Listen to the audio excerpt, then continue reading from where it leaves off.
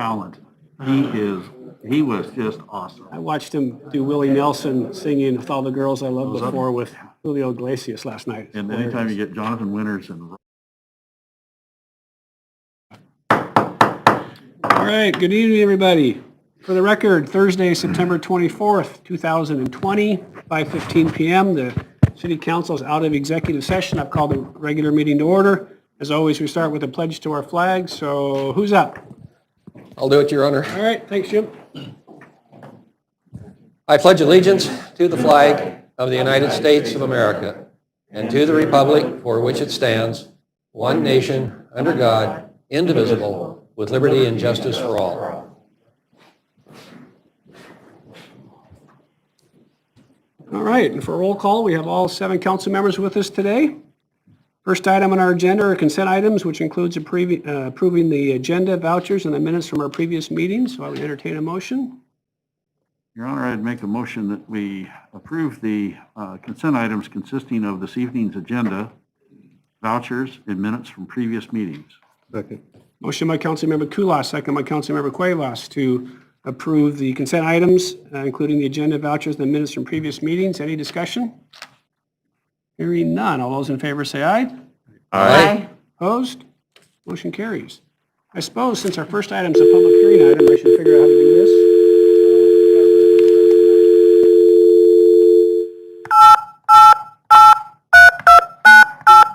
Welcome to Meeting Center. Please enter your access code followed by pound.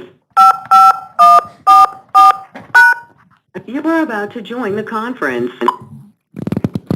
All right. Do we have anybody on the phone this evening? All right. Figure with a public hearing, we might.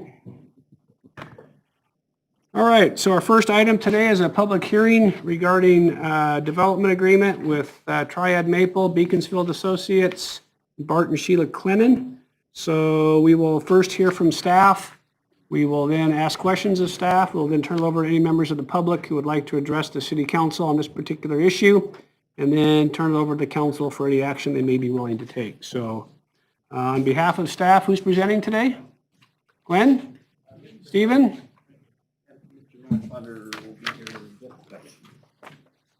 And we have the whole staff team available for questions as we progress this evening.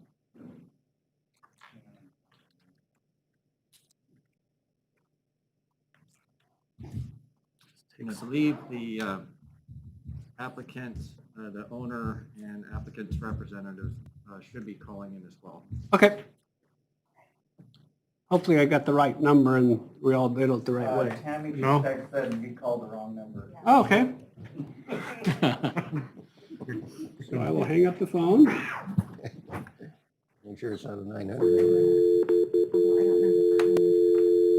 Why does that number keep changing? I don't need 9.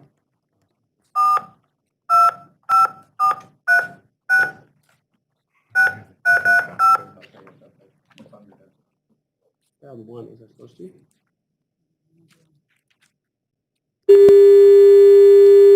Doesn't sound good. Give the dollar long distance number. Hold on. Yeah, you have to do those steps. Oh, my goodness. Dial this number. Is this all this up here? Okay, hold on. So,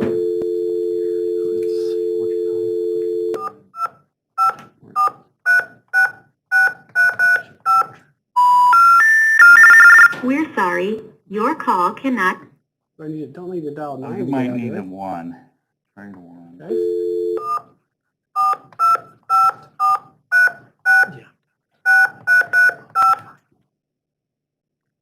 Access code. Well, how do you dial the long distance? Okay. We need the long distance code first. That might be the long distance number first. Oh, hold on. We're working on it. We get there. That was the long distance number. But So I dial this first? yes. No, I'm sorry. Yeah, get this first. No. Do 1. Do this number first. All right. And when you hear that dial tone, do the long distance number.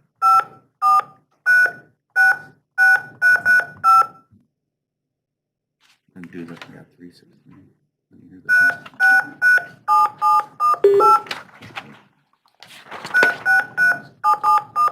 You have dialed an invalid account code. Please try your call again. Did I go too fast? that Yeah, time? you have to wait till it be. This is really fun. We're doing it.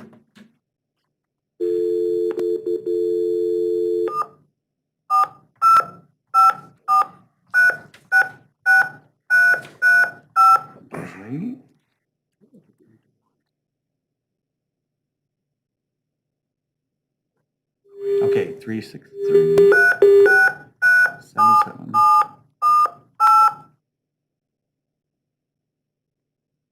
Welcome and thank you for choosing freeconferencecall.com. You're helping people around the world communicate for free. Please enter your access code followed by the pound or hash sign.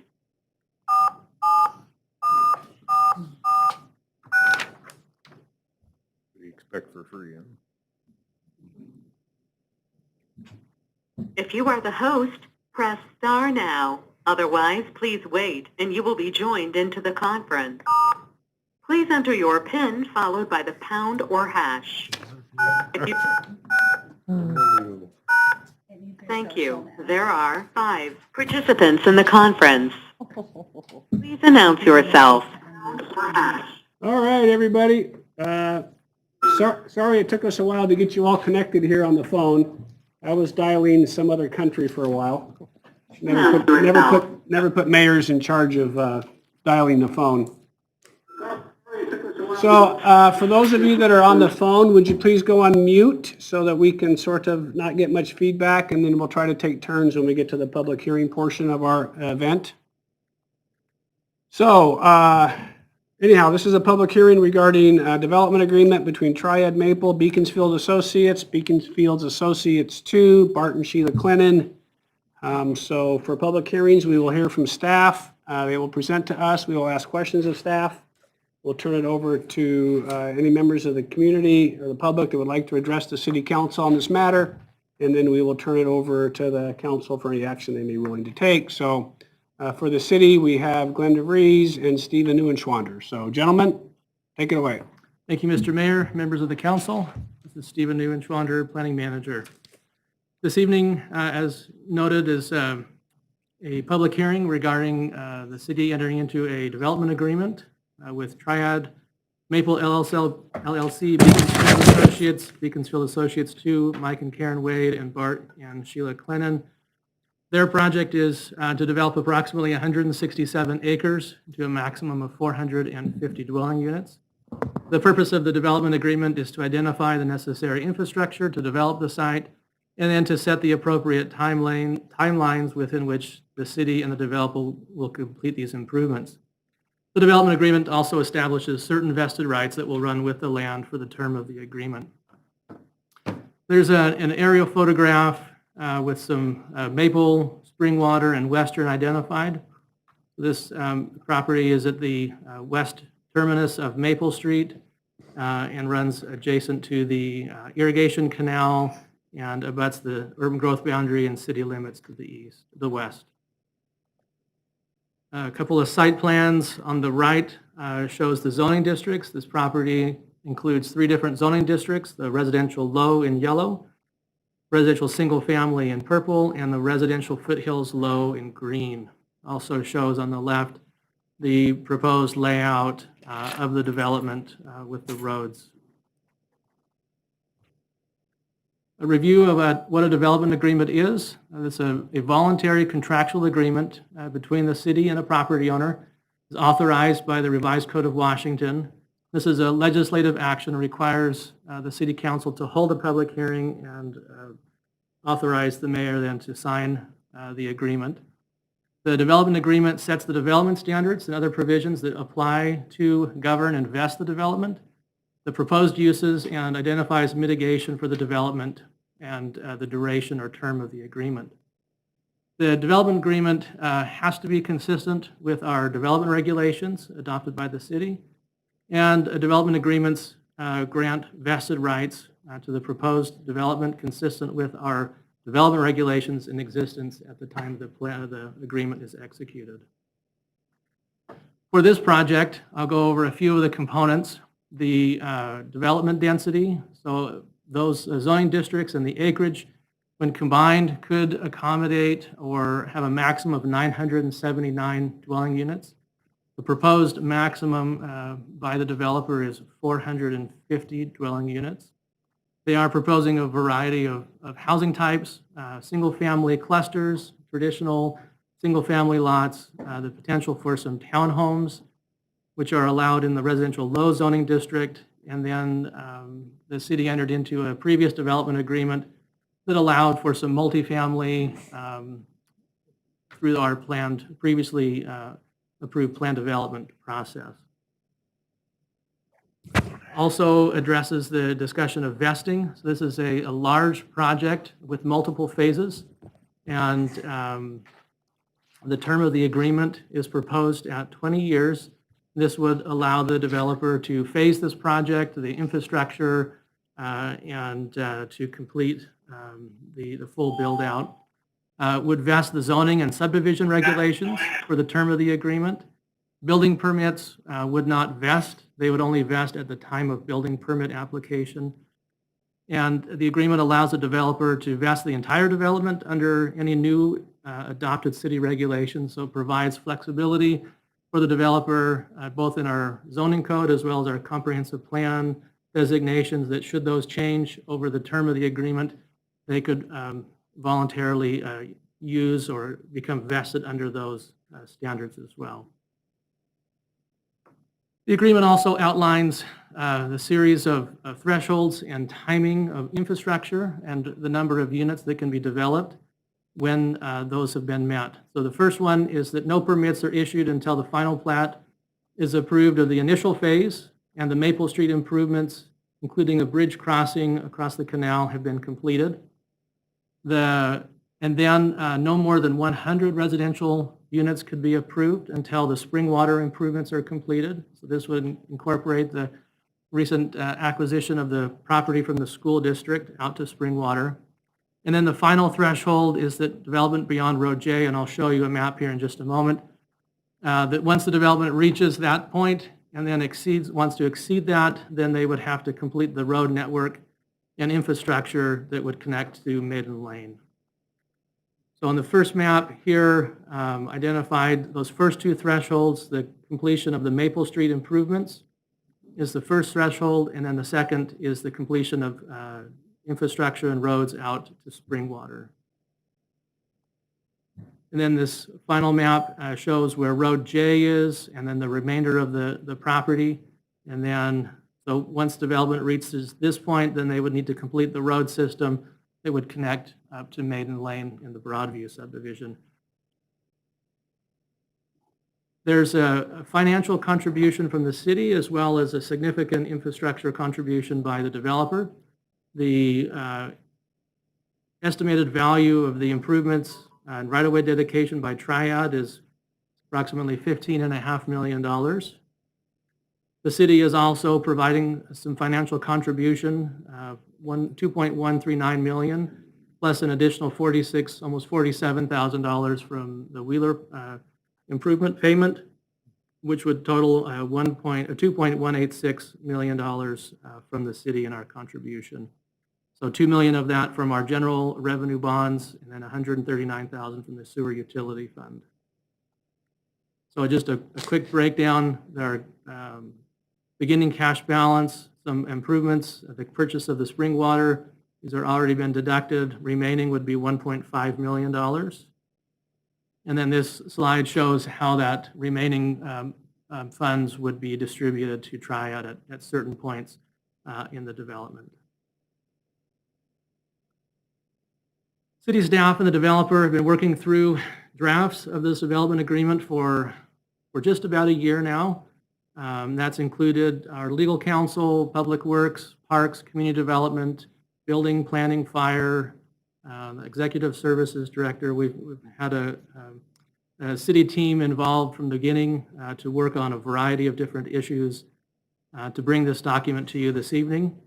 We have provided our notice of of the development agreement went out with our notice of application that accompanied the subdivision application. And so that was sent to property owners within 350 feet. We've notified public agencies with jurisdiction and interest, as well as posting notice of this hearing, as well as the issuance of a mitigated determination of non-significance, both for the subdivision and for this development agreement in the newspaper. Staff is recommending approval of the development agreement between City and the Triad Development Group, and have prepared Resolution 2020-26 that would approve the development agreement between the City and the development group. And I would note that from when the packet went out last week to this evening, a couple of typographical errors have been corrected, as well as a timing sequence for the application of the bridge infrastructure that had a September 1 deadline. Of course, that has come and gone. So the City Public Works Department and the developers have discussed a timeline of when they would submit it, our review and response and review, rather than setting a hard date for that application to be submitted. With that, that completes my presentation. I'm happy to answer any questions that you might have. As Glenn mentioned, we have Public Works, Legal, Fire and Building and Planning here to answer questions that you might have. And then as well this evening, upon completion of any questions you may have for staff, the applicant and representatives would like to provide a brief presentation to council as well prior to public testimony. So I guess at this point, for those that are listening at home or watching, the City Council did review these at a work session last week. So I think the council is fairly much up to speed on this deal. If you guys have any questions, Keith, go ahead. Unfortunately, I wasn't here last week. Can we ask everybody to mute themselves again? Yeah, if you guys could unmute yourself if you're on the phone, that would certainly help us here. We're getting quite a bit of feedback.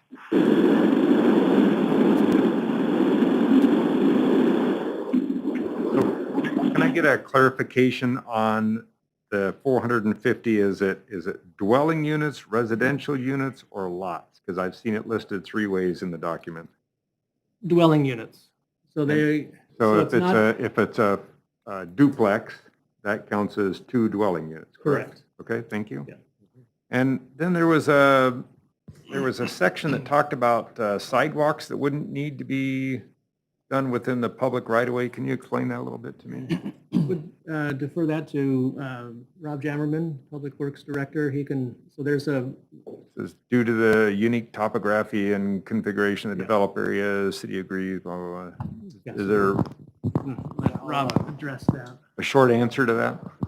Well, as you know, the property has some steep topography, and so, for the record, Rob Jammerin, Public Works Director. So, steep topography, so during the early initial phases of development, on some of the roads that are going across slope with some of those cul-de-sacs, we agreed that those short cul-de-sacs could have sidewalk on one side rather than both sides.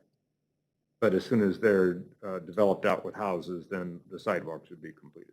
Well, as an example, like Road J, I think only has sidewalk on one side of that Road J. So one side won't have sidewalk and one side will.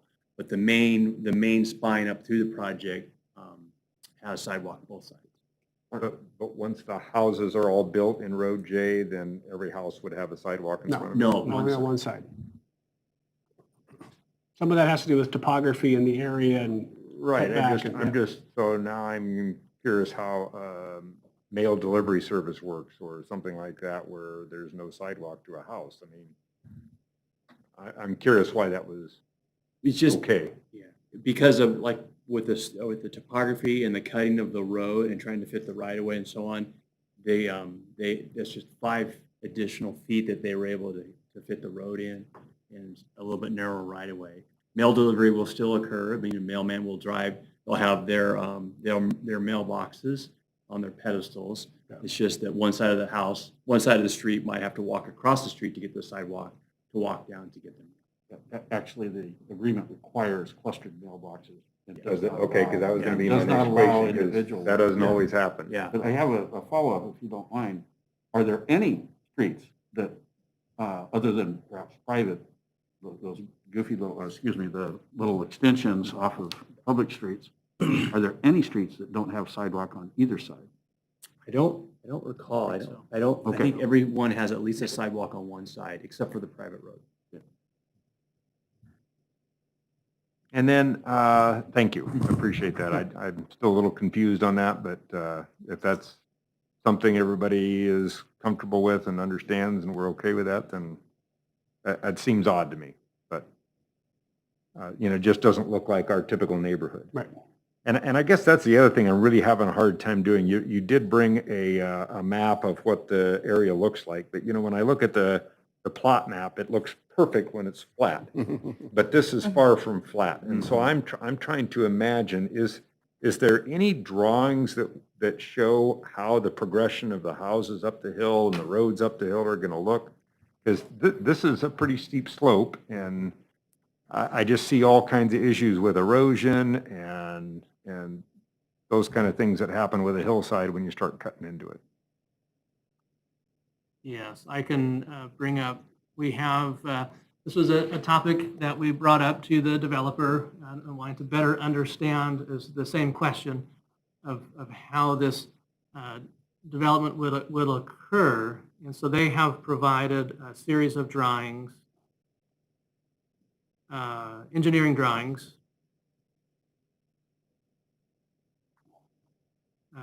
that.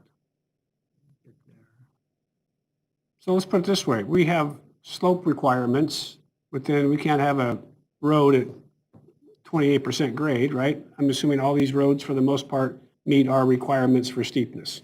Yes. Okay. Which is the reason why Maple Street in the back is going on the back side of the current Clennon house and not through the front of it because of steepness, I'm guessing. That's right. And you have a combination of things when you're looking at slopes is, as already mentioned, you have the grades of the roads that you can't exceed. We needed to make sure that was met, that stormwater water could be addressed. So you have that component, but then you had critical areas. You had geologically hazardous slopes, things like erosion hazards. So we required geotechnical reports, and the provisions of those are tied to the development as they phase through, so that each lot is buildable and erosion is addressed for every stage. So those are yet to be determined or yet to be they're done? submitted as part of the plat application. So you're not, that isn't something that's being reviewed by you necessarily. It is being reviewed by the hearing examiner. It was tied to our mitigation agreement for environmental impact, determining there wasn't an impact because of the studies and the conditions that were voluntarily applied for with the application and a part of the application. So we reviewed it and made a determination that with those studies that all these issues have sufficiently been addressed. But it was very, with that large of a development, you had to see how all those things matched together so that as it's phased, that, you don't have impacts to your neighbor and you can get up your driveway, things of that nature. Well, and this is part of why I'm asking, because we've had a few developments recently where, those weren't, in my opinion, weren't really followed, where they were allowed to bring a bunch of dirt down off the hill and build it up, and all of a sudden an existing neighborhood got a 5-foot berm for their backyard instead of what Yeah, they and we assumed discussed they that had. last week, and we're going to discuss that later. We talked about that Okay. at the work session last week, and we'll follow And up with you everybody tonight. was happy with the discussion? I It was great, it apologize. was great discussion. We didn't all agree, so that's why we'll talk a little bit later, because I Okay. think you might have an opinion about that, and Councilmember Kulas wasn't here either, so Okay. Another that's part of the component- mayor's discussion today. And so I'll jump over that for now. Then I guess my next question is the Maiden Lane access. At one point, it looks like it's connecting up to Maiden Lane for fire apparatus. But is there at some point that Maiden Lane becomes an actual access road for general public, or is it to remain fire apparatus access? So there's another parcel of land owned by a private party that they have an easement across. So their requirement is to pave that to fire department access roads. It'll be open to the public. It'll be, I think it's 24 feet minimum in width. but it won't have the curb gutter and sidewalk until that property redevelops. So that is in their later phases, so we don't know if that other property moves ahead with development. They may develop first, so it's the timing game. But at some point, it will be an actual Yes, access It route. will, Yeah. it just may Not be just for fire apparatus. Right, so for a few years, it may just be a paved road with no sidewalk until that development moves ahead. But ultimately, when McLaughlin develops, that road will have sidewalk all the way through. Yep, both And then sides. it's paved all the way to Kinsey's Landing, and just before Kinsey's Landing, which is the new trailhead, there'll be a left that connects into what is, I believe, is called Maple Street here, and that will be the third connection. The into- snake of Maple. Yeah. We'll have to start calling it the Maple Snake. Yeah. Okay, I think, and I assume part of the other thing that was done was the wildlife study that we've had to have other property owners do, because I know there's a ton of wildlife that comes through that area. Has that all been addressed to everybody's satisfaction? That's all part of the determination of non-significant. I think the developers worked with Fish and Wildlife, and they're all sort of okay with the plan at this point. We have a letter of support from Fish and Wildlife on that issue. Okay. All right. Thank you. I just had one question here, and it may not have to do anything in terms of the actual development. It's kind of after everything is all done.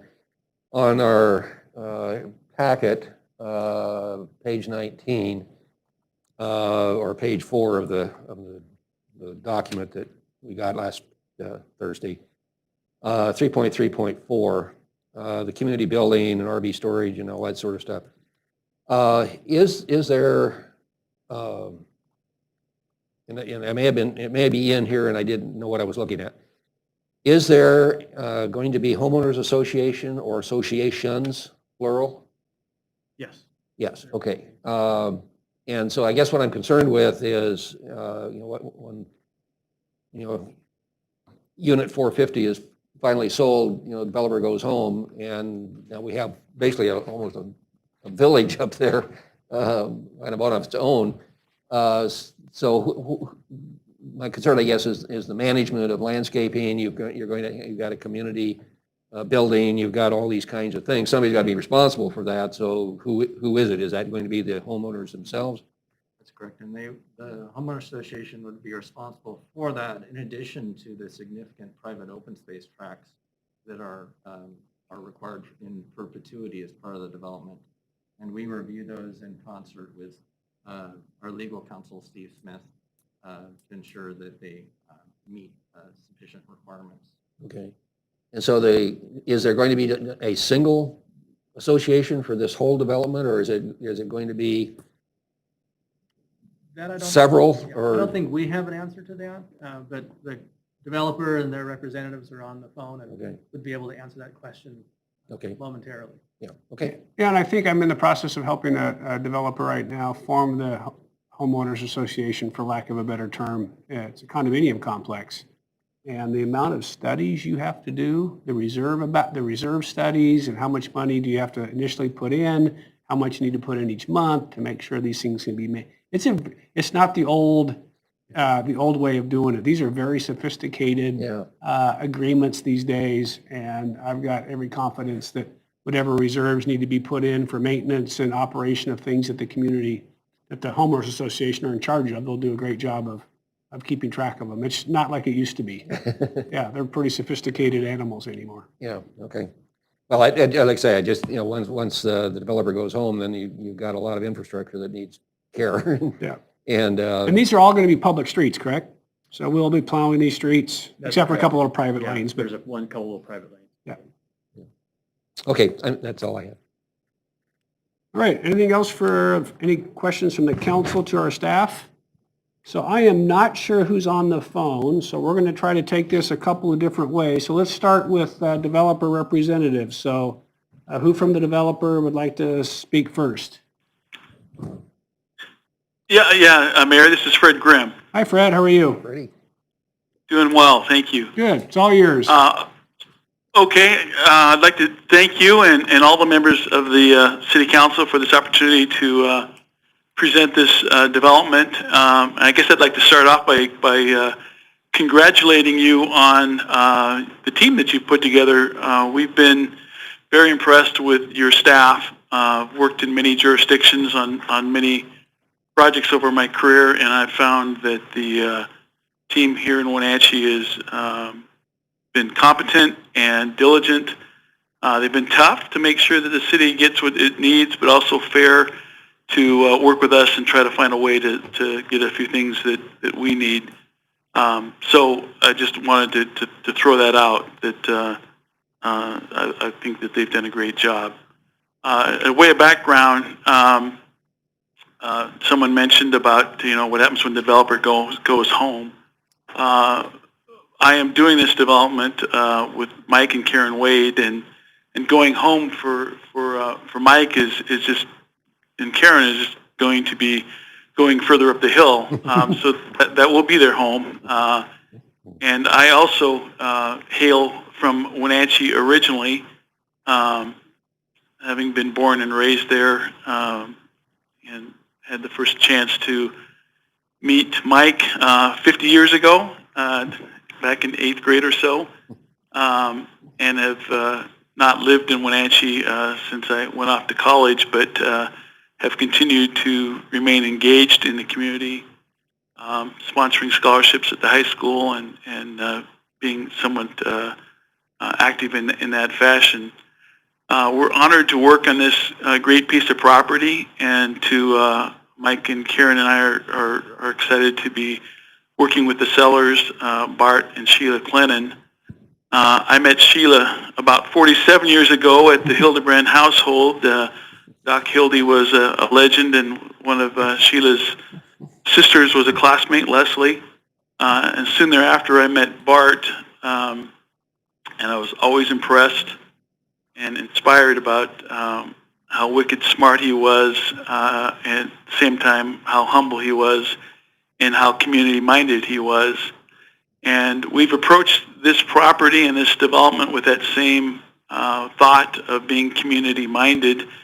And it is very important for Mike and Karen and I to develop something that the city will be proud of. And I think we've put together a team and a design and a concept that will accomplish that. So with that, I'd like to maybe pass this on to Pete Fraley, who is our attorney, and he can highlight a couple things that he wanted to point out in the development agreement itself. And then we'll be available later if anyone has any specific questions of me. All right, thanks, Fred. Peter, it's all yours. Hi, good evening, Mayor, Council. Pete Fraley, 1 Street, Wenatchee, Washington. Hard to believe we've been working on this for nearly 2 years. Just a ton of work has gone into this project to get to this point, including all the cooperation and negotiations with city staff. And as Fred indicated, the professionalism displayed by your staff throughout this process has been very much appreciated. With regard to the presentation and supporting documents that have been provided this evening, they all accurately describe the development agreement. I'm certainly not taking issue with anything that's been said in characterizing the agreement. In my view, there's really two major themes in the agreement. The first theme is a description, of the scope of the development and the associated development standards. Those have already been touched on. I'll just highlight a couple of things that the development agreement does speak in terms of a maximum of 450 units, dwelling units. But the actual pending subdivision application actually identifies 384 lots. I think it's important to keep in mind that this development utilizes the new development code adopted by the city here recently, and takes full advantage of all the creative opportunities and flexibility provided by the city's new code, including clustering and the like. It's really helpful to have that variety of housing options so that Fred and his team can respond to market segments and demands over time. With regard to open space, a significant amount of property is dedicated to open space. I believe it's approximately 65 acres, which exceeds the requirements of the new development codes that would be necessary to take advantage of the clustering provision. As been discussed and in the question and answers, the parties really went to great lengths to develop road standards that meet city requirements. Each road and sidewalk segment is specifically identified in Exhibit D to the development agreement in great detail. But in the big picture, all subject to market conditions, of course, Triad's goal is to really build this project out over a period of 10 years. And as you would anticipate, that will require multiple phases in this development, which leads me to the second major theme of the agreement, probably the most significant aspect, and that's the infrastructure improvements set forth in sections 5 through 10 of the development agreement. Now, as alluded to, there's just significant infrastructure that's going to be necessary to address the three main entry points into the development, that being Maple, Springwater, and Maiden Lane. And as Stephen outlined, until all three entry points are completed, there are limitations on the extent of development that can occur based on fire and safety considerations. We've worked very closely with your team in identifying those thresholds. But so initially, of course, Maple Street is the primary entry, and so long as that's the only entry, the development is limited to 100 units. But once Maple and Springwater are completed, as Stephen alluded to or identified on the map, then development can occur up until Road J, and that's also depicted on Exhibit B in the development agreement. And then once all three entry points are completed, the remaining lots can be developed.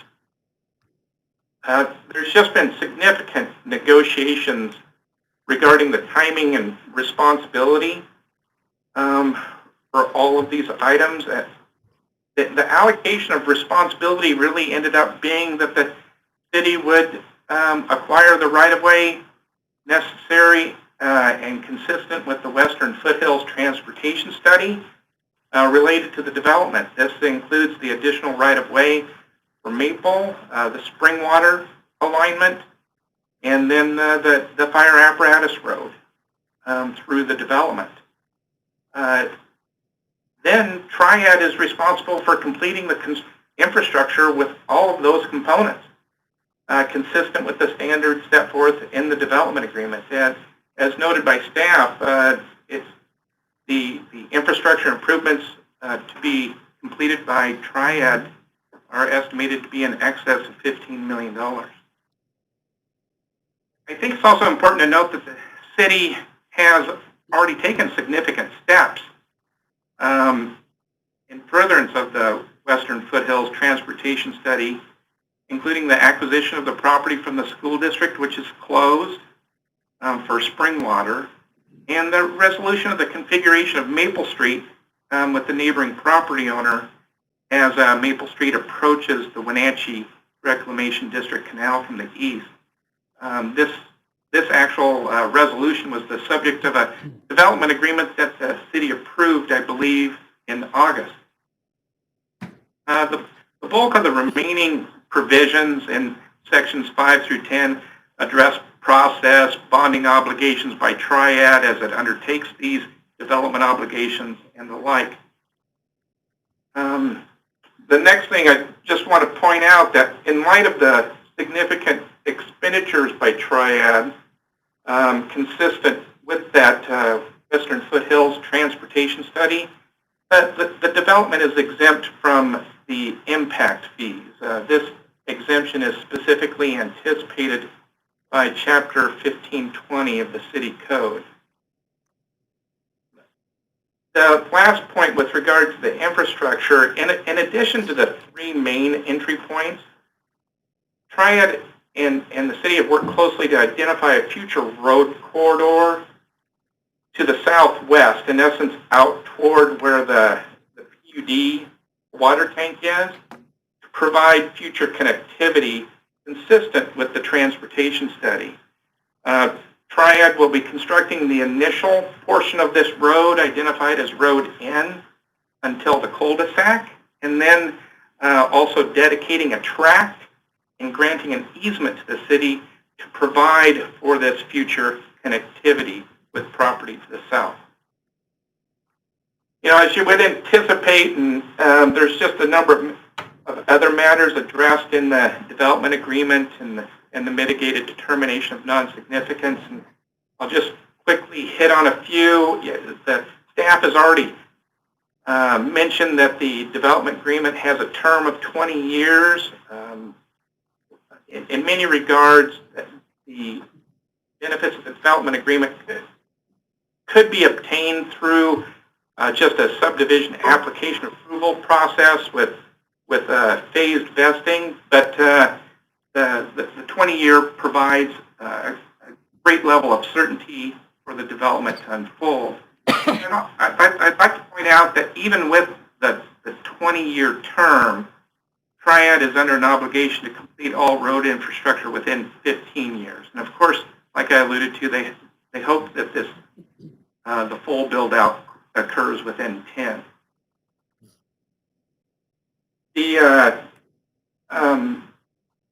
It's already been raised with regard to habitat considerations.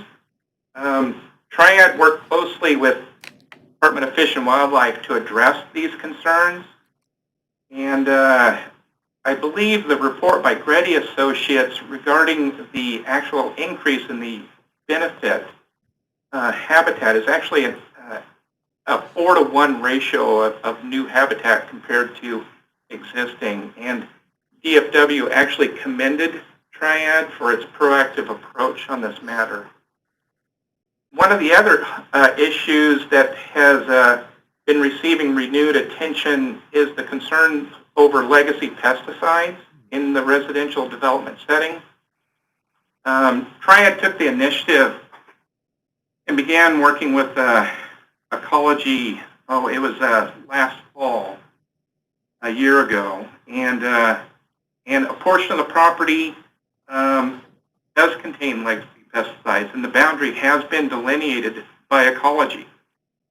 All work within that boundary must comply with the mitigation plan, which is attached to MDNS, the Mitigated Determination of Non-Significance. And this plan has been expressly approved by ecology in its response to the agency referral.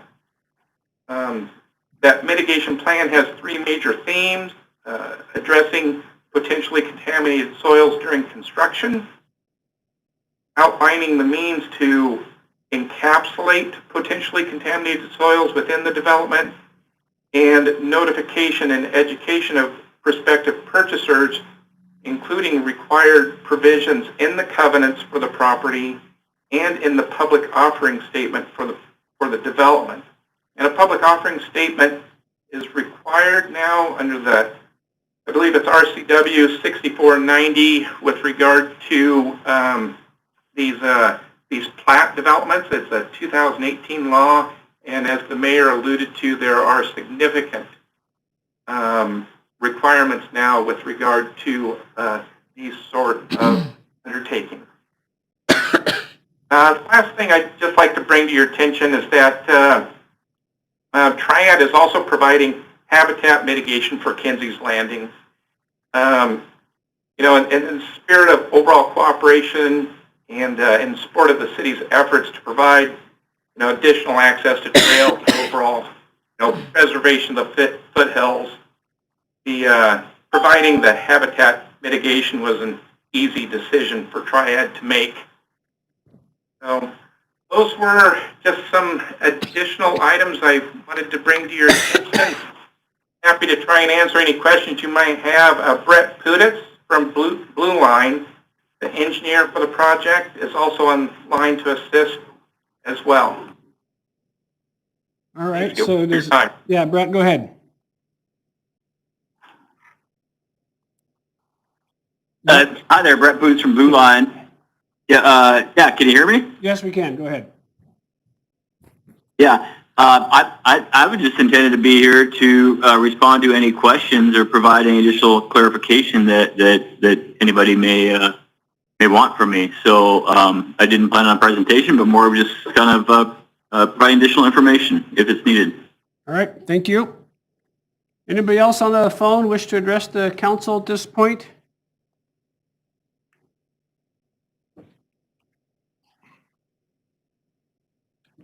Anybody else? Listen. Frank, are you there? This is Bart. Yeah, this is Frank. Bart? Oh, hi, Bart. Yeah, it's just, yeah. Yeah, go ahead. I'm not, I just want to quickly say how impressed I am with everyone that's been involved in work on this. It almost brings tears to realize all that's been involved and the extra effort and energy that's been put in by all the city people and obviously Triad and all the people he's worked with. And it's just, to me, it's impressive to step back. But I want to repeat what I said once before. Phil and I have had this land for upwards of 30 years, and we wouldn't have pursued the direction that's taken place if we didn't have huge confidence in the people that are responsible for it. Fred's done amazing things. I did some homework before we got very far into this, and I think they have the weights involved in town and stuff. So I'm very confident that we're going to have something that we'll look back on 10, 20, 30 years from now that's a very significant, positive, great addition to our Wenatchee city, but also our region. Thanks, Bart. Enough of my rambling. All right, anybody else on the phone wish to address the city council? Hi there, James McLaughlin here. Hi, James. Hey there. Hey, Mayor. Just wanted to start by introduce myself. I am actually the owner of the property that is at the end of Maiden Lane and that will eventually connect to Maple. I've reviewed all the documents and I've had discussions with the directors of planning and public works, and I am in favor of this development. I'd like to start by saying that, but from reading through the document and after listening to Triad's attorney and Fred and Bart, there's a great team in place, but the construction agreement, I have grave concerns about the amount of time, the impact it will have on the new homes that are being built right now, and then the new communities that are being projected. I really feel like, as much as it's in my benefit, the road infrastructure, which is the lifeblood of any city, needs to be in place before phases can be considered. And this project started as one project with an overall view of creating extra units, which those units and that has been modified to give the developers more freedom and impact fees, and I understand all how that works, but I don't understand how a time frame can be put on that, and the problems that the communities will have as this continues to be built out if there's no link roads, especially considering climate change and 10 years and 20 years from now and the fires that we have on an annual basis. We came close 4 or 5 years ago, looking at Oregon and everything else.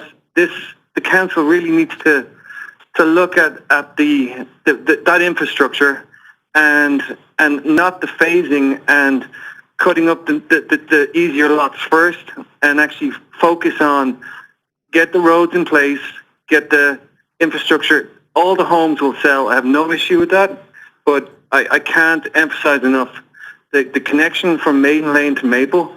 Currently, as it stands, and Brett, you can interject here being the surveyor, there's no way a city road will be able to meet city standards to connect in the current easement with the grading that's there.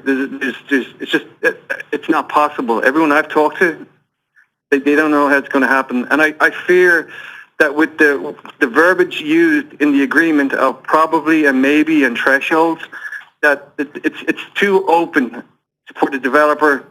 A lot of the land that's being given to the habitat is non-usable building land. 65 acres of a hillside is useless for a building lot. So I just wanted to get that point across. I absolutely fully endorse the development, but I endorse it on the terms of for the greater good of the city. And in the last 11 years of living here, it has grown exponentially. And from what I hear of people moving from Seattle, you know, we really have to be careful. This is going to be a bigger project than Venture Heights. It's going to be a huge economic boost for the construction industry, and I know I'll benefit from that. But like I said, as a vested party with this going through my property, that being taken out of it, as a citizen of Wenatchee, those roads need to connect for the safety of all the citizens of Wenatchee, because we only have 2 roads in and out of here. We got the North Bridge and we got the South Bridge, and this is the last large parcel of land within city limits. So I just wanted to put my point across, and I'd also like Brett to comment on when he looked at how the roads would connect, how he could see that happening, because none of the surveyors that I've hired can work out how that's going to happen. Thank you. Thanks, James. And I know that the engineering staff has worked with our staff, and I'm looking at our staff, and they're not as concerned about that connection. So I'm understanding that we're sufficed with the engineering that's been done. Anybody else wish to address the council? Hearing no others, I will now turn it over to the council for any action they may want to take. Stephen, there was a motion that you heard here that's different than the one that's in our packet. Would you mind bringing that motion up? Not that it makes a ton of difference, but it was different in terms of the wording, that one right there. Can you make it big enough for someone to see? It's got the Wades on it, and it's a little bit different than the one that's in our agenda packet. You just had it. There you go. All right, so I'll turn it over to the council for any action they may be willing to take. Maybe a motion on the board for discussion.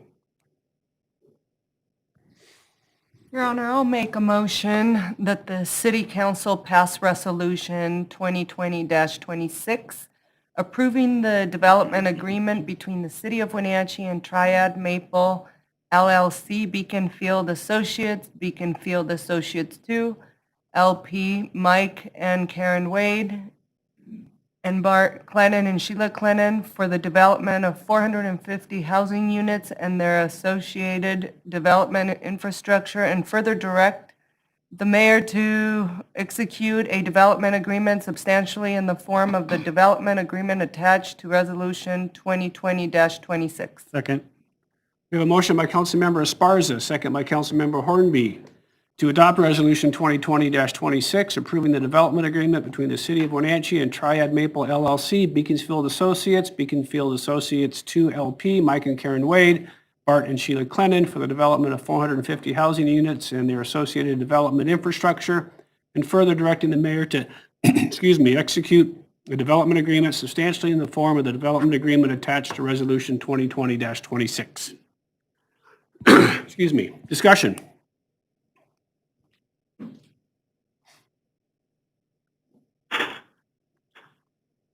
What do you think, Linda? I'm voting yes. It's going to be pretty cool, isn't it? Anybody else have any questions or comments, or? I guess I think this is going to be a really good development. There's been a lot of thought, and a lot of time, and a lot of work put into getting all the details in there. There's always going to be stuff that will show up, but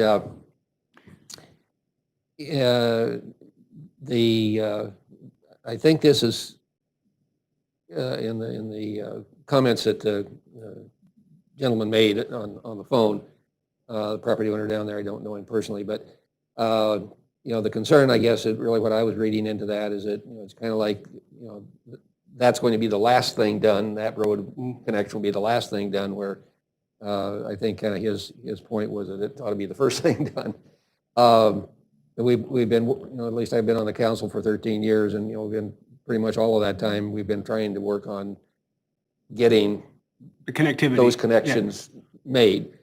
While it's not ideal, and I guess I would kind of tend to agree with him, now's the time to get that in there. But And it's going to get done. It it will it's gonna get done. Yeah. But in any case, this has given us an opportunity to get those roads in where for a long time it looked like, that was probably not going to happen for, long after I'm gone. So I'm in favor of this proposal. I think it's going to be a good addition to our community. I'm in favor of this. Even though I'm a short time on the council, this is a great private-public partnership to get things done. Great benefits to the city with improvements on spring water and Maple and those kind of things, as well as more housing. We're already short in that. So I commend everybody working professionally and getting things done and finding ways to make things happen and not just say no. So great job. Right. Keith, anything? Mark? I do have some concerns, but it sounds like staff has really spent a lot of time working through all these. My concern is the impact that it's going to have to several neighborhoods that don't have that traffic going through them now. Mine happens to be one of them. It sounds like we do have all the answers. I'd still like to look more at how this progression up the hill is going to go.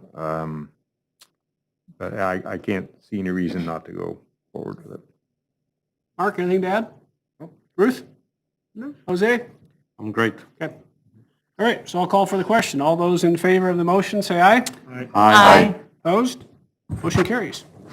Thanks, gentlemen.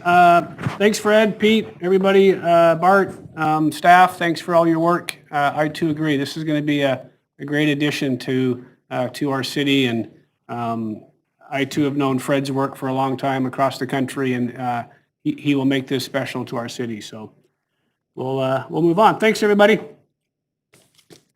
Okay, do we need a break or should we keep going? Keep I'm going. okay. All right. Let's knock out a couple of action items here. So we've got an agreement for school resource officer between the city of Wenatchee and the school district. So who's doing that? Oh. Come on up. Music? Want to dance? Nice intro music. How do you do that? That's your walk-up music. That was my walk-up music. Any reason I can't turn this off? It's on there. I guess I just did. That was weird. Got serenaded, didn't you? Yeah, I did. All right, Sergeant, it's all yours. All right. Well, thank you. Well, good evening, Mayor, members of the council. For those of you that who don't know me, my name is Sergeant Brian Miller with the Wenatchee Police Department. I'm in charge of the Special Services Division for the department. Part of my duties includes supervising the 2 school resource officers we have working for the Wenatchee School District. As indicated prior, the matter I bring before you tonight is the contract between the City of Wenatchee and the Wenatchee School District for the 2 school resource officers we have there. The department recommends the City Council approve this contract, which is a mutually beneficial agreement that equally shares the costs of the 2 Wenatchee police officers. This agreement renews the previous agreement approved by the council on August 27, 2019, and adds additional language required under state statute. Part of the changes deal with required training and a process to file complaints. This agreement can be automatically renewed annually upon mutual agreement for up to 4 additional terms. Per this agreement, the Wenatchee School District agrees to pay 1/2 the average salary for both officers. The estimated annual reimbursement from the district is approximately $140,000. And that's all I have, unless you have questions. So you presented in front of the school district the other day, or somebody did? I did. How did that go? Well, I did not. I attended online. Okay. It went great. Okay.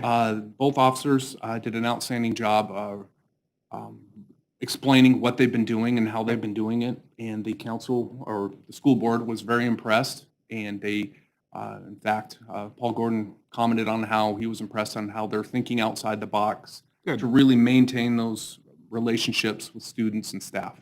Yeah, It I went know a really year well. or so ago when we added it, there was a little bit of curmungling around things that were going on in the world at that point in time and how we were dealing with certain things. So I was hoping those had sort of worked their way through the system and everyone's Definitely. understands the need to have officers doing what you guys are doing. Yeah, they're very impressed by their efforts, and so am I. And just really proud that they're still part of the district. Good. I have a couple of questions. Yeah, Ruth? The first is, remind us again, who are the officers? I'd just like to know who's doing what. Outstanding. Officer Jared Reinfeld and Officer Jared Shepard. We call them the Jareds. And the second question is, what does this training entail? The training? Yeah. Well, part of it was required training by RCW, which they did complete over the summer. And just give you a real brief overview here. It goes over constitutional and civil rights of children in schools, collateral consequences of arrests, resources available to the community, and this is for the officers to have and get if they haven't got it already. De-escalation techniques, bias-free policing, definitely prohibits a school resource officer becoming involved in formal discipline at the school. We don't want any part of that. And lastly, the training that's required, which they did in a process for families to file complaints. That's a real quick summary of the training that they have to do. And they are due to go to the formal, it's called SRO Basic, but due to COVID, it was put on hold, but they are still waiting to do that. Thank you. And I was also surprised by the number of calls. Maybe I shouldn't be, but I read that, I've read in the newspaper or something, the number of actual responses that the school resource officers have to get to. Seems like it's a pretty heavy workload. It can be. It can be. Some of them, that doesn't mean it's crime. That could be welfare checks. It could be just investigations that don't lead to any sort of arrest. Right. Okay, any other questions for Sergeant Miller? If not, I would entertain a motion. Well, Your Honor, I would recommend that the City Council approve the contract between the City of Wenatchee and the Wenatchee School District, a mutually beneficial agreement that equally shares the cost of 2 Wenatchee police officers. Second. Motion by Councilmember Bailey, second by Councilmember Harold, to approve the contract between the City of Wenatchee and the Wenatchee School District, a mutually beneficial agreement that equally shares the cost of 2 Wenatchee police officers. Discussion? Hearing none. All those in favor say aye. Aye. Opposed? Motion carries. Thanks, Sergeant. Appreciate your work. Thank you. Be well. Yeah. Sergeant, just want to say, I taught at Wenatchee High School for a long time. And was there when we first started this program. And I can tell you from experience that it's an extremely valuable relationship to have, and it makes a difference. So thank you to you and your officers. I appreciate that, and I totally agree. Thank you for that. All right, CARES funding.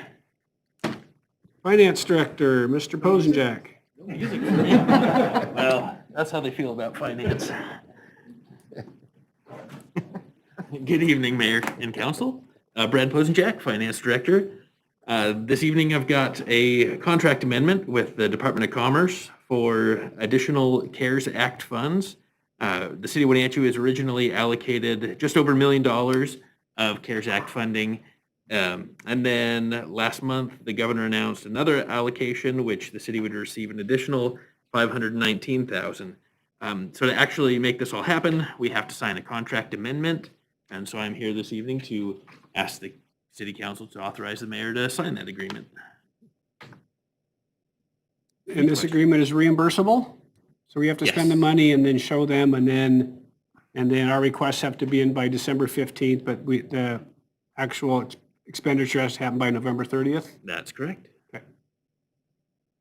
Have we made any progress on looking at how to Yes. use these funds with the community to help our businesses? Yeah, so we talked about it last week or the week before, or both, or every meeting for the last couple.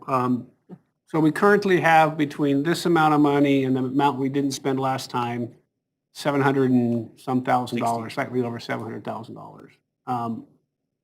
We did some more research, and Brad, we did get some questions with the Chamber of Commerce about, hey, in Spokane, they gave them like $2 million to help us advertise, come back to Spokane once COVID's over, or whatever they did. And so Brad was sort of questioning whether that would qualify because it has to be certain sort of expenditures and certain time periods.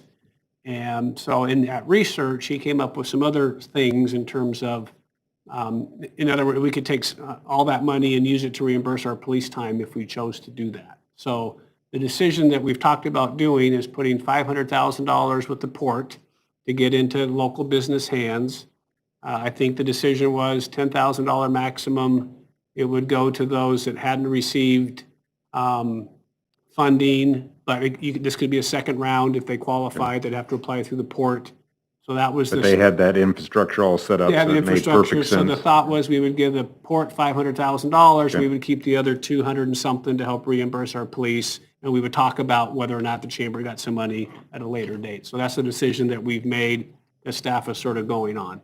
The port has come up with another round of funding for another 600 and some thousand for Chelan County. So Laura's going to follow up with them again just to sort of see what that funding is. But at this point, the plan is we're going to give $500,000 to the port. We'll get that into business owners' hands, and we'll keep 230 to help us on our general fund. Okay, I'd push for giving more than the 500, but. I know. So that's just sort of where we landed, I think, last week. It's a good start. It's a start, but again, the city is doing pretty well, and a lot of our businesses aren't. So the more we can put back in our businesses' hand to keep those doors open, I think the thing that sort of concerned us a little bit was this idea that we got to get it spent quickly. And I'm more concerned about restaurants who are not going to be able to have outdoor seating, and they're really going to struggle maybe this winter, yet we're not going to have money for them this winter because we have to spend it so quickly. So Yeah. there's a certain part of this that is, there's a little bit of unjust, and maybe it'll be more Catch-22. CARES money. I don't know. It's a bit awkward in how it's getting to us. And Keith, I agree with you that the local businesses are hurting, and, I think we're doing okay. Yet, we still employ 185 people. We have 600 people on our health insurance plan, and, we run the business of the But city. we also have a pretty good reserve right now, Yeah, and yeah. a lot of our businesses that's Yeah, gone. I don't disagree with you. So I think we were trying to find a medium that sort of looked at both. So, Okay. that was the decision that we made last week. All right, any other questions for Brad? If not, I would entertain a motion. Your I recommend that City Council adopt ordinance number 2020-25, amending ordinance number 2015-3 of the city ordinance to, I'm on the wrong one, sorry. Staff, make a motion to authorize the mayor to sign the amendment to the interagency agreement with Washington State Department of Commerce to receive additional federal CARES Act funds. Second. Motion by Councilmember Huffaker, second by Councilmember Bailey. To authorize the mayor to sign the amendment to the interagency agreement with the Washington State Department of Commerce to receive additional federal CARES Act funds. Any other discussion? Hearing none. All those in favor say aye. Aye. Aye. Opposed? Motion carries. Thanks, Brad. Thank you. Oh, You're not me LTGO again? bonds, you're back. So the city currently has outstanding 1.8 million of bonds related to the 2015 Convention Center debt. Typically, we would, after 10 years of outstanding, so these, you don't want me to get into all that. So we've got 1.8 million outstanding. We could have refinanced these bonds last year when we issued new debt, when we issued the City Hall debt. We could have refinanced these at the same time to get lower interest rates. However, we didn't because we were expecting to pay these bonds down early because our lodging taxes were so strong that we had the ability to pay these down early. So we didn't do that. However, this year lodging taxes took a turn and they weren't as strong. We still have plenty of lodging tax to pay the minimum debt service that we needed to, but we're not going to pay them down as quickly. So that prompted us to talk to our bond counsel and to Kashmir Valley Bank, who are the sole holders of these bonds. And instead of going through the full refinancing process, we were able to directly negotiate with Kashmir Valley Bank to just basically lower our interest rates. So what this ordinance will do is authorize the mayor to sign bond purchase contracts that will basically, what they'll do is drop our interest rate from 4% to 2.3%, and it'll save the city over $100,000 of interest costs over the next 7 years. And it still allows us to prepay the bonds and pay them off early if our lodging taxes come in strong again.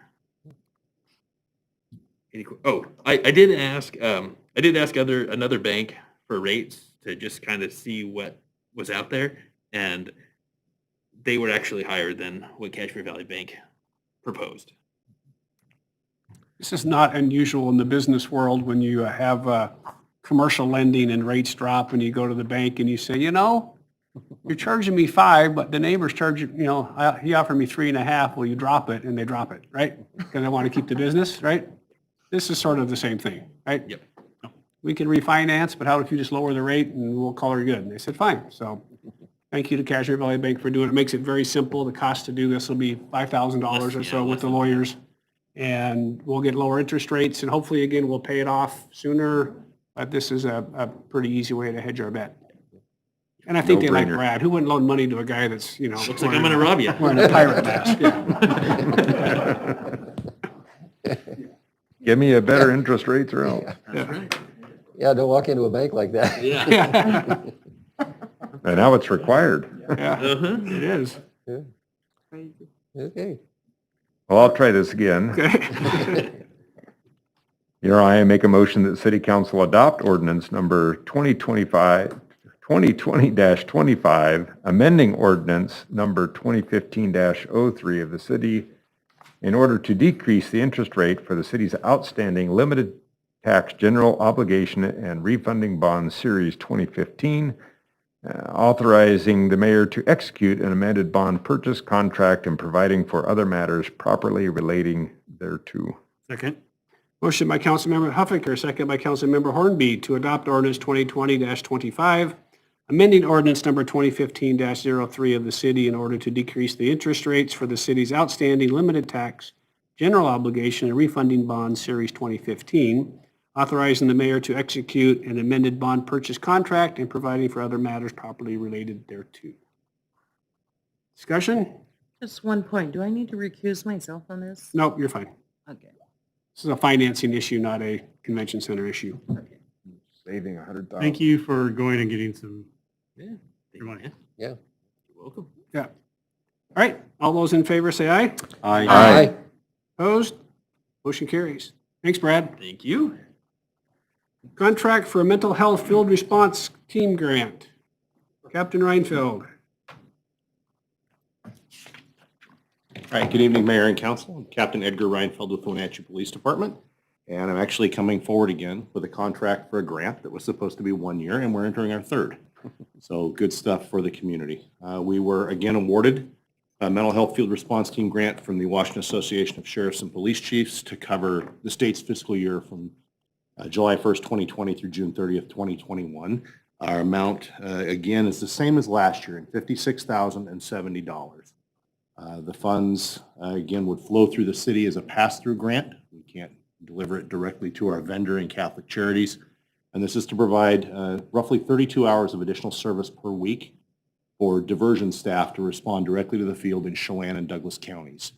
This grant is supported by all 4 local law enforcement agencies, and the application cycle was different this year. In the past, we received additional letters from hospital to jail, all these others that are impacted by mental health issues. This grant process, because of under expenditure statewide with COVID, was kind of, if you send us your letter again, we can probably do it again. And so it was I didn't drive to Lacey this time. I didn't give a 40-minute presentation. I didn't do those things. And we have another check on the way, assuming that we can approve this contract. Out of last year's $56,000, $56,070, we ended up expending $21,889. Between the upheaval that happened at Catholic Charities and then COVID, we cut off these diversion services and went back to the traditional model. And it is something that happens statewide with all the other grantees, hence why there's funds again for a third year when there shouldn't have been. So the request tonight is to approve the contract for the mayor to sign. It's basically the same contract we signed previous 2 years, with the exception of dropping the agreement with the software company Open Lattice, who have failed to deliver their product. So it's a simpler contract. Gladly entertain any questions. Any problems that we didn't spend all the money? No, none whatsoever. We're not required to expend this. Again, Catholic Charities really has to expend it. The cost of the city in this is, well, finance time once a month to run a check to Catholic Charities after the invoices. Catholic Charities was going through some real difficulties. Are they okay now? Are they going to be able to carry out this contract? We had significant concerns. We didn't engage or approach with this contract, and we were awarded in July. Have not brought it up until now to ensure that we had some, first of all, ability to perform under their own policies as far as how they were dealing with COVID. Their staffing issues, which have been, the local director has been notified if we can't meet this, we're not going to continue it. And WASPIC is also aware of that if we have another issue, we will advise them we're going to step back and not bill any further. But it seems stable. It seems like we've got it together. We've got the daily emails going since September 1st when they kicked back off the extended hours. We've got everything that's going on that needs to happen. They are available. They've been responding to the field, and we're already seeing the same sorts of successes we've seen in the past. Oh, good. Where we keep people from going to the jail or going to the hospital where they don't need to. That's good to hear. Yeah. Excellent. This is kind of more of a comment than a question, but about, defunding the police and doing all those kinds of things. And it was interesting to see, the responses back from people after I, kind of what, and oftentimes their question was, well, what is the Wenatchee Police Department doing, kind of thing. And I would inform them of the kinds of things that you guys are doing under this program. And not only the other previous trainings and those kind of things, but just getting staff and your officers in the field trained in de-escalation and all these other kinds of things. And the response is back, well, I didn't really realize these kinds of things were going on. So anyway, just, chiefs here, just commend the department for being proactive and getting, in a sense, ahead of the game in a lot of ways. All the stuff you see and hear going on around the country, and say, well, thank goodness, we don't see those kinds of things happening here in Wenatchee. So these things pay off, and you guys are to be commended for the fact that you've taken this on and it's making a difference, and I think that's really important. So thank you. Thank you, sir. All right. Any other questions? If not, I'd entertain a motion. Your Honor, I will move for council to provide authorization for Mayor Coons to sign the contract with WASPC. Second. Motion by Councilmember Harold, second WASPIC. Any discussion? Hearing none. All those in favor say aye. Aye. Opposed? Motion carries. Thanks, Captain. Thank you, Council. All right. Water mitigation agreement. Mr. Jammerman.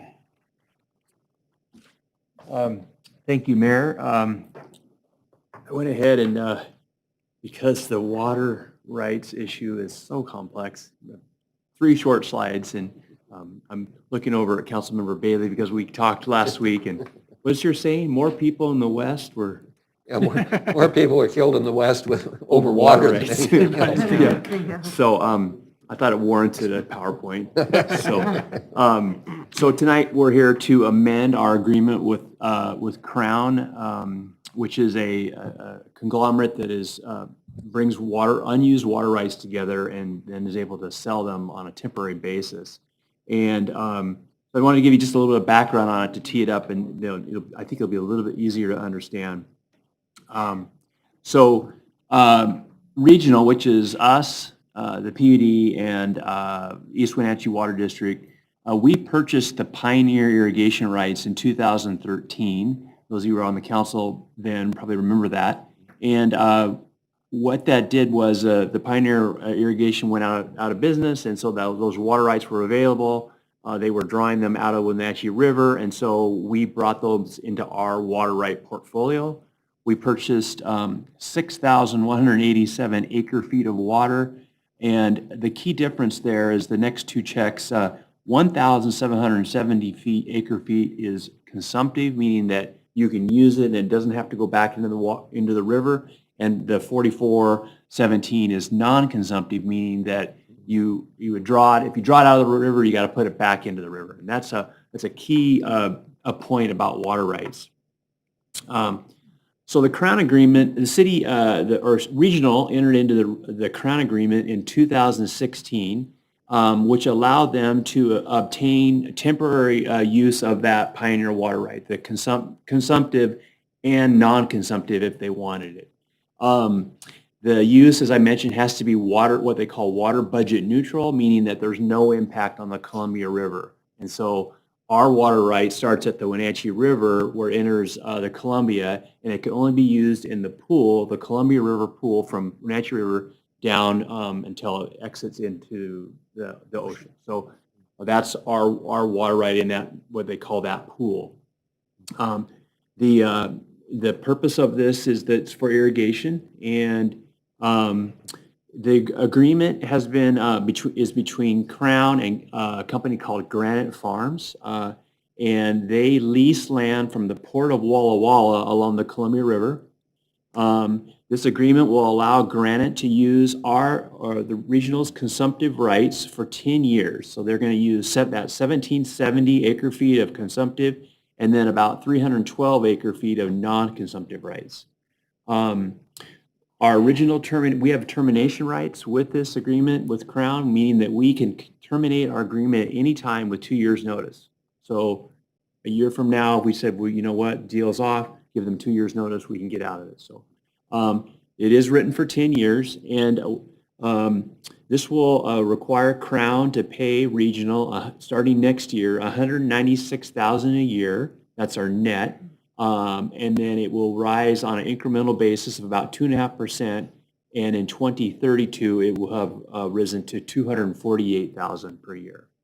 So this is a nice payback in the regional. It comes into our portfolio to help pay for second source and other things that we're doing. So it's putting our investment in Pioneer, putting that to work. That was about it. So just those 3 slides. So it's a lot more complex than those 3 slides, but that's the basis of the agreement. And we're asking that you approve this to allow the mayor to sign the agreement. There was an amendment required because of these details. So any questions? And I think the East Wenatchee Water District's already approved it. I believe the PUD's already approved it, so we're the last group to approve it. I know when we did this deal, we weren't sure we'd ever get someone to want to take the water rights, and we finally have someone willing to take them. So again, those, the city runs regional water. So remember we went out and looked at the drill. That's all sort of paid by regional, right? That's the conglomerate, the partners. We just run it for the partnership. So those $200,000 checks will come into the regional bucket. Yep. And will be available for other regional activities. One of those regional activities may be purchasing the lineage water right from us that we've acquired. So not saying that's not a done deal yet, but that's still a possibility. So my major question was, you answered, so thank you for that, about we have the ability to get out of this contract. In the need for the water rights locally, I think most people think are probably 30 years down the road. Anybody who's looked at that doesn't think that the need is here for those water rights to be used for a long period of time. Yeah. The growth projections, I think, show it's about 25 to 30 years before we even come close. And in reality, we're actually seeing less water use due to, more efficient toilets and all those things. So as we're having growth, we're seeing less water use per household. My uneasiness with this through the past few years is really related to the imponderable of whether this action, somebody could bring action against us for claiming this is non-beneficial use of our water rights. And hey, you have excess, so you're leasing away, you don't need them. It's the imponderable. Yeah, again, I think, as Jim said, water's interesting stuff. I think we've got as good as lawyers as we can get and got good people working on us. I don't see any downside, and I think getting that money, we're gonna have a second source bill's gonna be 50 million? 60 we're lucky. million? Yeah. 70 million? Yeah. It's So the more currently we can- slated in the regional budget as a $54 million project. We're set to drill. I think I gave an update to the council. We didn't find water on the dry embed site. So we're now going to be moving up to the Goodfellow property this fall. And if we don't hit water there, we'll have to reassess. All right, any questions for Rob? If not, I would entertain a motion if we had one. Your Honor, I make a motion that the city council authorize the mayor to sign the amendment to temporary water rights mitigation agreement. Second? Motion by Councilmember Hornby, second by Councilmember Bailey, to authorize the mayor to sign the addendum to the temporary water right mitigation agreement. Any discussion? Hearing none. All those in favor say aye. Aye. Opposed? Motion carries. Thanks, Rob. Nuisance code. Mr. Smith, thank you for staying the whole day. Oh, you would have stayed anyhow because you like it here so much. Better than TV. That's right. Good evening, Your Honor and Council. Steve Smith, City Attorney. So we have before you tonight ordinance 2020-27, which proposes to amend our nuisance code.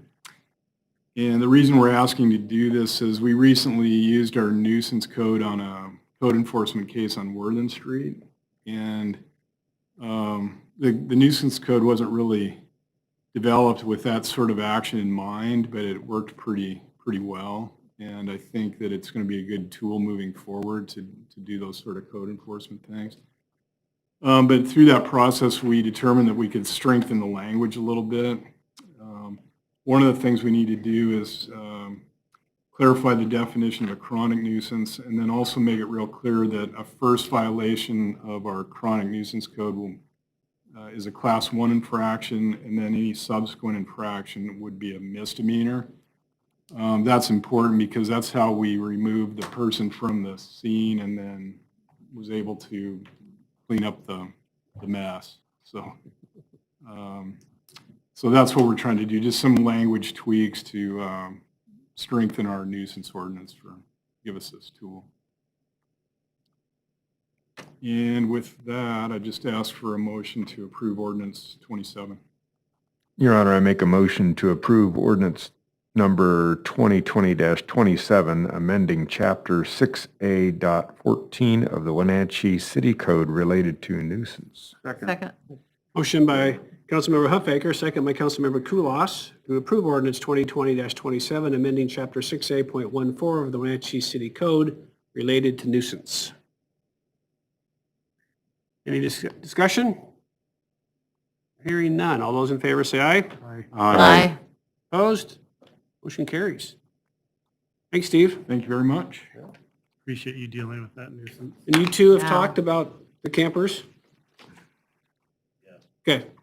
I just talked to Edgar. We're going to get together next week, I think. Okay. And it looks like we have another car with garbage piled all over it, surfaced just off the avenue I haven't seen that one. on, That's my link.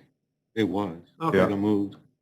So the guy that we Right. moved got, he was in jail for half a minute, went and got his car, and he's some other place, so. and is that where it's at? Is Yeah, they're bouncing around. Yeah, they're bouncing. So, I noticed there's several motorhomes out at the ESD and Old Station. Yep. Really. They're in the parking lot behind the convention center too. Yeah. We're thinking we might direct them there. That'll be a good spot for them. If what? Thank you very much. You couldn't see me smiling, could you? Oh, Just checking to see if you're paying attention, Start Linda. harassing you more. Yeah. So we got a plan to work on it, and the guys are out working on it, and Mark and Chief and Steve, and we'll see if we can end up with some different results. All right, Laura, Mayor's report. Remind me what I'm talking about. Okay, yeah, so the retaining wall issue that you talked about. So we had a At our work session last week, planning staff brought us a report. They had taken those concerns to the planning commission. The planning commission had the same information that we had. The planning commission decided not to recommend any changes to the city council. And so that was their recommendation to us. I did inquire as to the level of the discussion, because sometimes on planning commission, there might be one or two more boisterous folks than others, and they said, no, the debate was amongst everybody. So that was the report we got. Councilmember Bailey was not too fond of that answer. And I knew that you wouldn't be very fond of that answer. And I think Councilmember Kulas had some concerns, and he wasn't there last week either. So I thought I'd sort of bring it back and say, okay, do you want to have staff tackle that? There was a model, and I guess it was Chelan, that might do a little bit of good. I don't know that staff was all excited about that model, but I think as a consensus, we need to sort of say, do you want staff to, are we going to sort of go over the top of the planning commission, clearly our role, and have staff do some work or not? And but I wanted to bring it back because you guys both weren't here and I knew you had opinions about it, so. Yeah, it's our favorite piece of property that that's the Mark Beeler's issue. Yeah, you know, I've ran into, I'm familiar with circumstances where you have subdivisions been created and then someone starts coming in next door and filling, and the next thing you know that the topography has been changed dramatically. And so sometimes as much as 10 feet. And we saw pictures of it. I think staff did a nice job of showing us the difference, which I think is what got Jim a little. And no matter what they do for erosion protection, which they can do that and all that stuff, you still end up with this. How the heck did this happen? Yeah.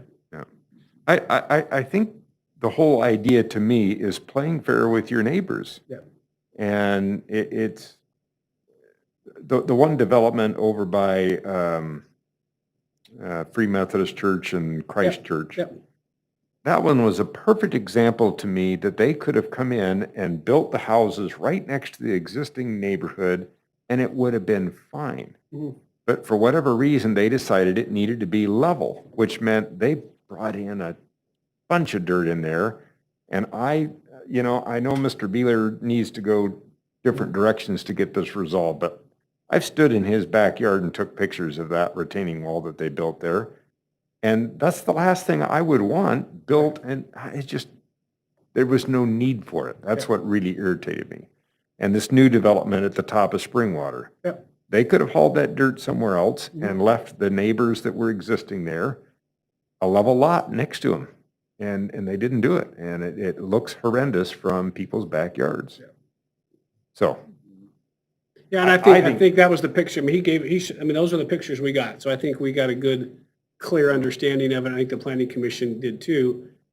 In terms of what the city fix would be on some of those, they would have to bring a smaller wall and bring it in a ways, and then, which is okay, then this limits the amount of building they can get. But I think that's the other provision, is you leave it like it is, or you force these retaining walls that start smaller and work their way in so that there's space.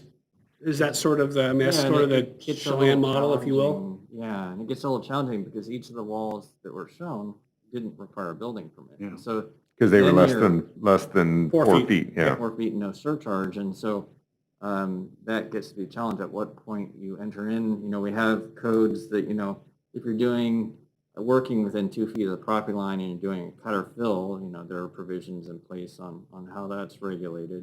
You got to keep your soil on site, 2-to-1 slopes.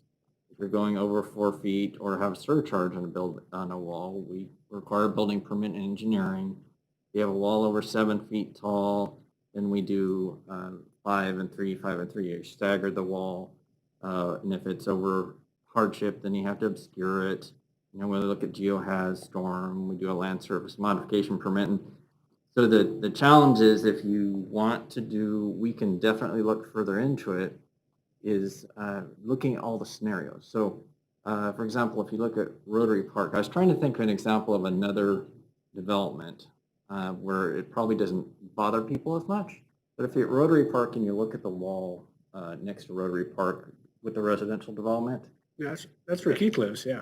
Yeah. That's my wall. So that wall would be the same thing as Pershing. If you prohibit that for Pershing, you prohibit that for that wall too. So what is the challenge for staff and the planning commission is how do you develop that criteria to where it's an impact and when it's not, and how you blend that. And we can certainly research that more, but you have to think about all the different scenarios that could come up, and so that's the challenge when you go below 4 feet or below. Well, and again, in my perspective, it's an existing neighborhood, and you're coming in and changing the topography of an existing neighborhood as you extend out. So in my case, when we built our house, the hillside sloped up quite a bit, and the only thing we did was bring that hillside out and put that wall there. So yeah, it changed it a little bit, but it changed it to a park. It didn't change it to somebody's backyard. I would never have done that to somebody's backyard. And I think that's the thing we need to look at is existing neighborhoods. When you're building next to existing neighborhoods, we need to be good neighbors to our neighbor and not give them a retaining wall to look at. Especially, you look at a retaining wall and now you put a 6-foot fence on top of that retaining wall, you just blocked out the sun for a backyard. Yeah.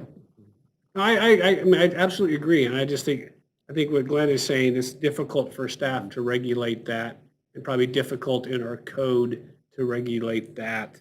And I understand, but that's I think that gets to the. I think we need to try, and I think the time to do that is when they bring these plot maps in and say, this is what we want to place in this neighborhood. It just needs to have some common sense that says, because I think in both these cases, it didn't change the amount of homes they were able to build at all. It's just but they didn't have to pay to haul a bunch of dirt away. Exactly and yet right. the other one paid to haul dirt in. Yep. Yep.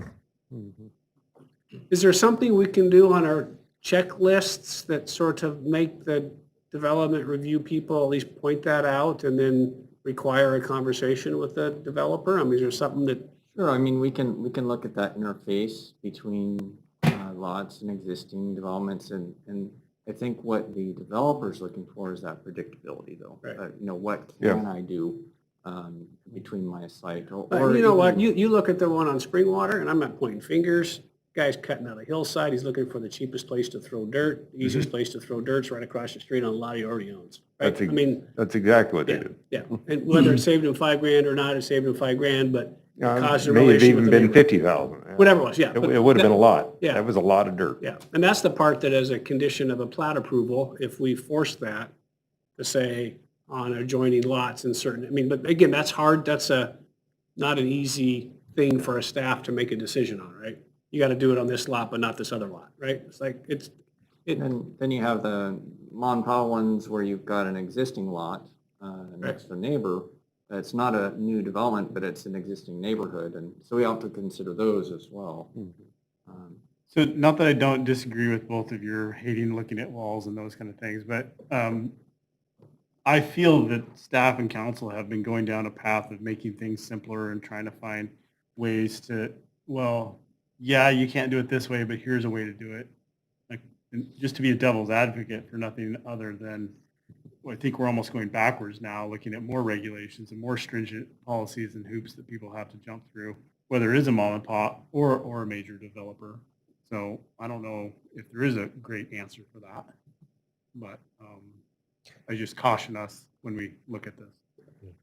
Well, I personally, I'd like to have, staff take a look at this. Like I said last week, to me, it's what happened on that Pershing Street thing was unacceptable. I mean, I guess the thing that probably maybe bothered me as much as anything on that, there's a variety of things, but the thing that probably bothered me the most was the fact that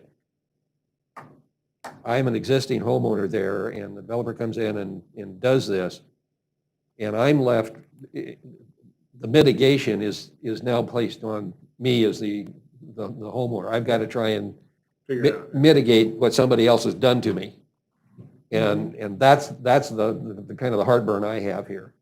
I think there are ways that could have been done. There's things that could, whatever, there's got to be worked out. But they but felt, you're impacting somebody's peace of mind here. One thing that was adopted by the council last go-round in December was clarification that not that this solves everything, it's just something that was adopted, was clarification that a development that goes next to another development like that has to have either fencing or landscaping on that perimeter edge for the residential development. Doesn't solve everything. And one of the things we thought about is, if you're doing a fence up against a fence, probably when you're reviewing a plat, you might need to think about access so you don't have you have a way to get debris out between the fences. But anyway. well, and maintain the fence. Yeah, that's just something additional, another tool that was adopted by the council recently. So why don't we do this? I think there's enough consensus to have you at least take a peek at it. Okay. And see if there's a few things that come back that might not cause too much consternation, but might give us a chance to be able to help regulate a little bit in a way that's. Would you like staff to do that in a workshop format before council first, or go to the planning commission? I think you guys, I just not go to the planning commission. We don't need to waste their time. They've sort of given us their points. Let's bring it back to us for our work session, in 3 or 4 months after you've sort of thought through what some ideas might be. Great. We'll do. And while I agree with Travis that we should try and keep it as simple as possible, it also has to be clear so that people aren't affected, their livelihoods aren't affected. Yeah. Okay. Great. Thank you. Thanks, Glenn.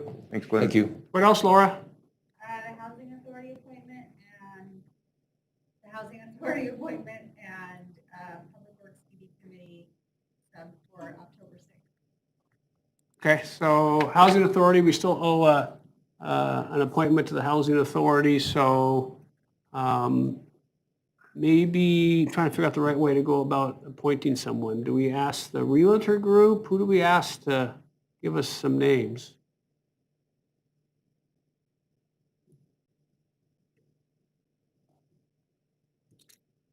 I sort of think it should be a private citizen because we have dealings with them.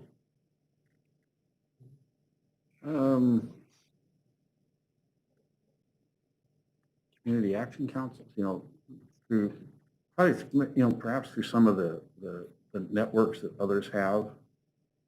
Yeah, I suppose it could be the realtors. It could also be community action council for advocates.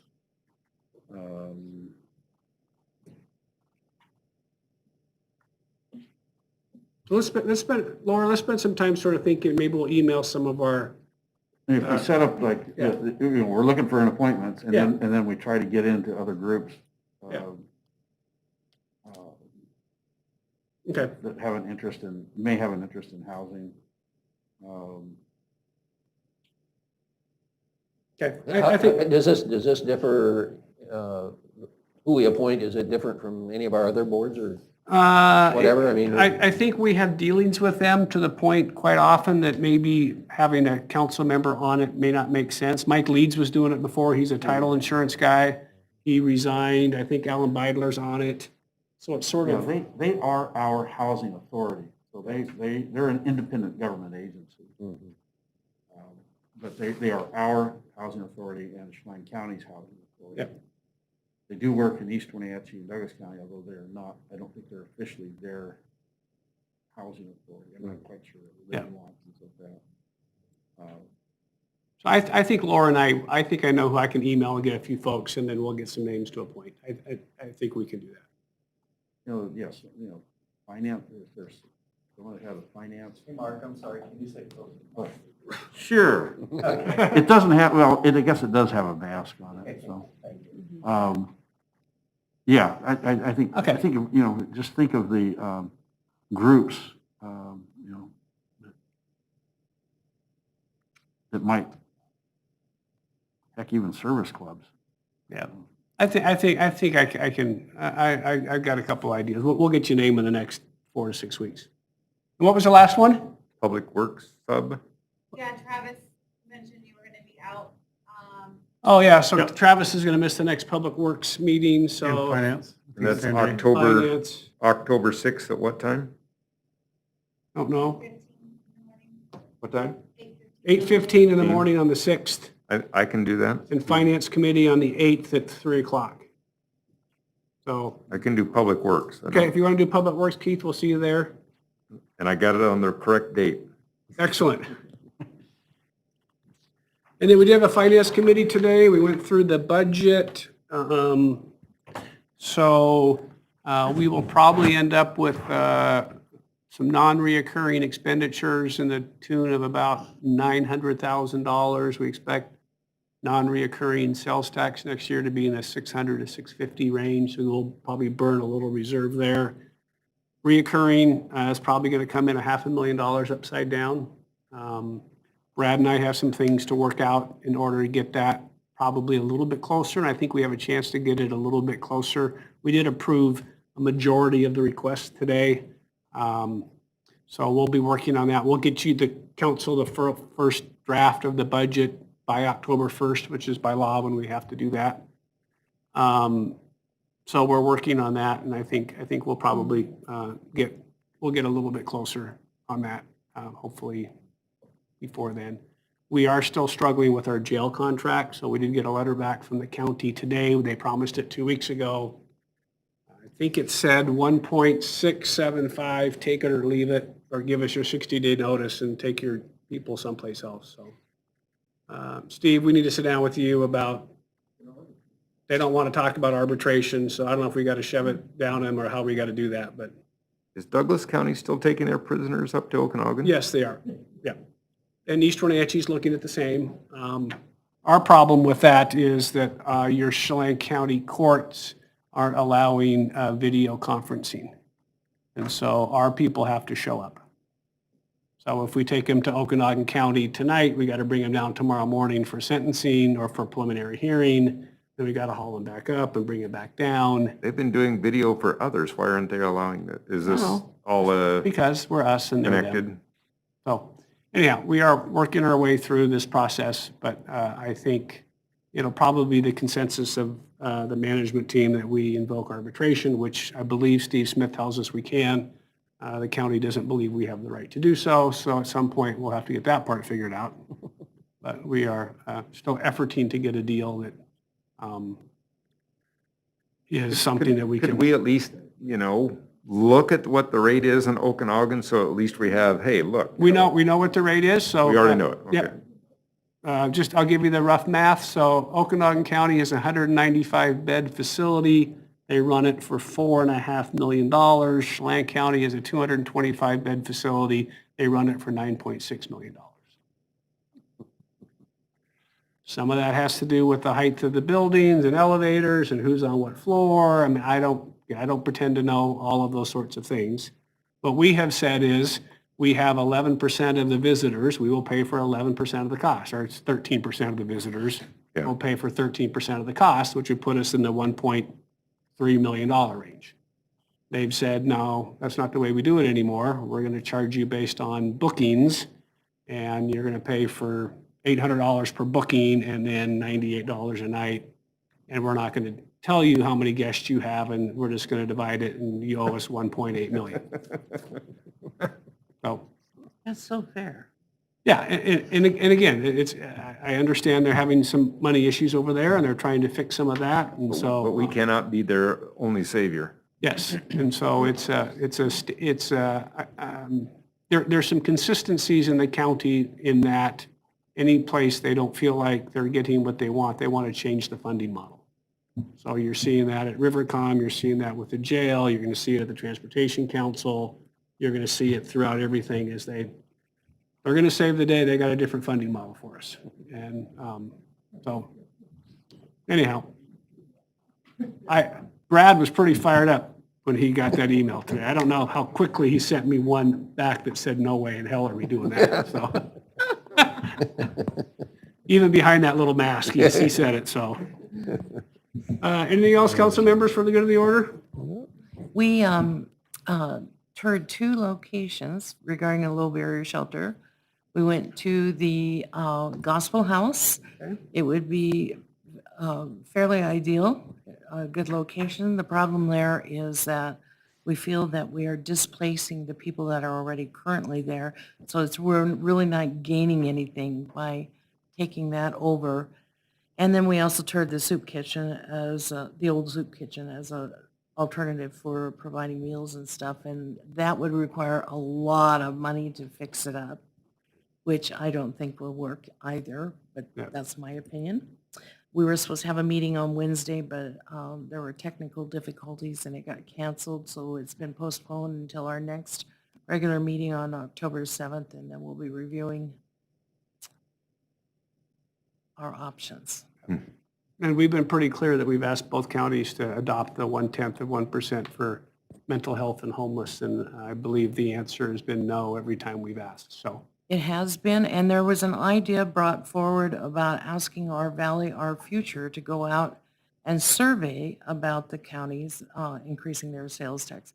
It's 1/10 of 1%, and it is 10 cents on every $100 you spend. And it was brought up to me that on a car, it would be a lot more. Well, it's $50 on a $50,000 car. So it's, it's just not that much money, and I don't know what their hesitation to do regarding it is, but It really needs they to, should be it needs to doing be two counties, but if they don't, at some point, it may get dropped back on your guys' lap to see if you want to do it from the city's perspective or get the two cities to do it. Again, I think it's, from a practical standpoint, I don't think it's that hard of a decision, but not for you guys, but for the two counties to do what's in the best interest of the region in terms of additional sales tax to be able to help with our mental health and homeless populations, but I'm not a county commissioner last I saw, so. All right, anything else for the good of the order? So we don't meet next week, and we'll be in regular session then again on whenever the next time is. That is, it's the 8th. Perfect. All right, everybody, thank you. Thank We're you. adjourned.